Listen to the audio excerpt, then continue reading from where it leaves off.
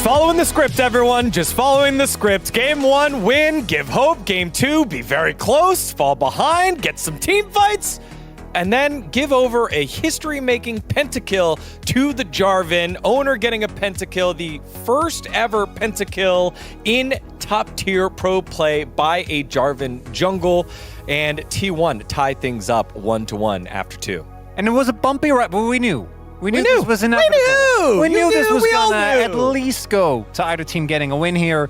And I do think that there were a lot of moments of doubt here. I think T1 still don't look like the T1 that we have witnessed over the last couple of years, particularly in how they set up their aggression. But they have been able in this one to fall back on their team fighting, particularly thanks to the efforts of Guma and obviously the main character for this one, Owner. Well, let's talk about the draft a little bit. The Jarvan was picked here first, which allows them to pick the Sivir quite comfortably. And even though the Lucian came through, they prioritized the Rumble over the Braum, so laning phase got a little bit weird. They picked Janna, which was fine in lane, but wasn't as easy to make, I think, get value in team fights. But my biggest problem here with the draft for D+ is the Ahri pick that they had at the end, because this isn't going to cut through a Sion very well. There isn't great setup for it in this draft, and it means that you're never going to be able to compete with the Sivir damage if you go late, and the Sion is always going to be a threat. It's always going to be an insane frontline, so it becomes a lot easier for Guma to play the game. When you have a performance like what we saw from Owner as well, getting into the backline, allowing Guma to be safe no matter what, the Sivir is just untouched. And I think for fans of both teams, there's a lot to take away here. I think DK, given the game state, actually had a great performance. Showmaker is also still very clearly online, and they did take away a couple of key picks for T1. But for T1, this was obviously a must-win. I think particularly in Fearless, if you do go down, it is really, really hard, even for a team as decorated to want to climb your way back up. And yeah, that bouncy house with the CC on everyone besides the Sivir ended up being a big difference maker. Before we get to the highlights, I just want to paint the picture for those of you at home. T1 got the second kill, and I don't think anyone here in Lol Park cheered because of how tense it feels right now for T1 and T1 fans. And they were on their edge, finally going after all these team fights that happened, which happened to be our highlights here. Let's start there over at the Drake. A lot of fighting on the bottom side of the map. And what I want to highlight as well, I want to how close these fights are, because a lot of them actually do come down to the wire. Like a single hit skill shot could have been the difference maker.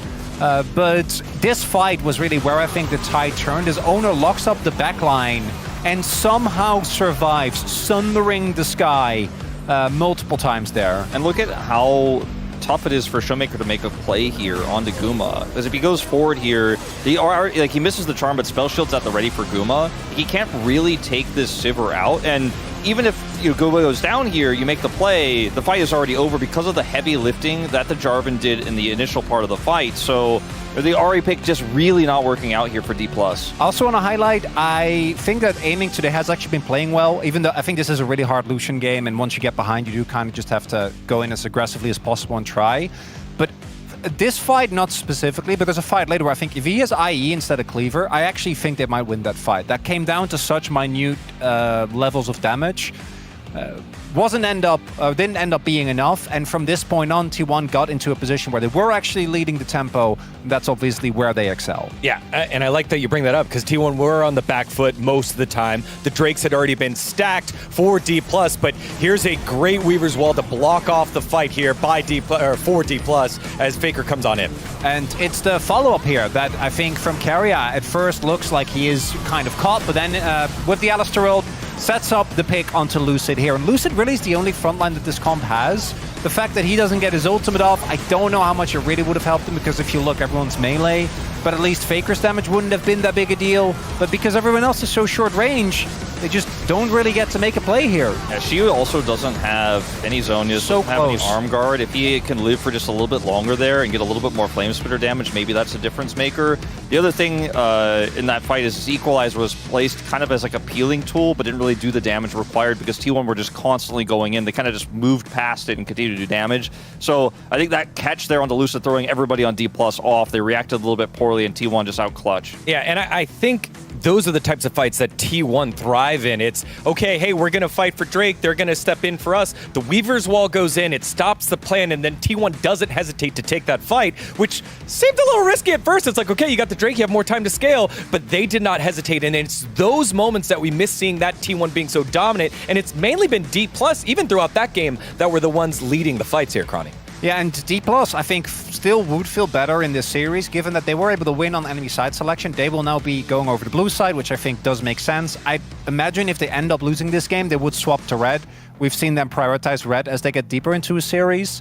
But it really paints an interesting picture where I'm not 100% certain. Because if you look at the draft as well in Fearless, that Ziggs pick to me was, we're picking that away from Aiming or from Showmaker, but from DK. And then here, the Xin Zhao pick, as well as I think the Lucian pick, also kind of felt like they were more targeted towards T1 than towards what makes sense for our comp. And now I'm curious, like, is this where T1 pull out the Jhin Bard? Do they run a composition that has a strong front line, the Jhin Bard? They can block it up on red side really easily and set up that bottom lane before it gets to the second phase. Maybe this is what why we haven't seen the Bard just yet for T1. They've been saving it for a draft like this as we get deeper into the pool.